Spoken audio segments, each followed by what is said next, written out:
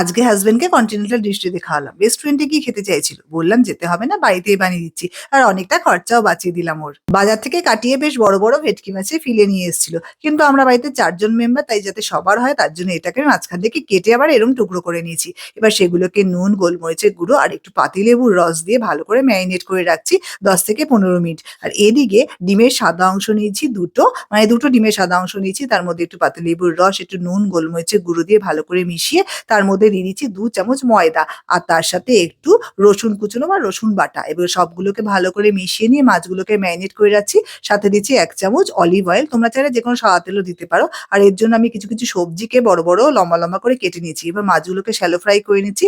অল্প তেলে এপিঠ-ওপিঠ করে বেশ সময় দিয়ে একটু ক্রিস্পি করে ভেজে নিতে হবে। মানে ওপরটা ক্রিস্পি হবে আর ভেতরটা বেশ সুন্দর নরম হয়ে যাবে।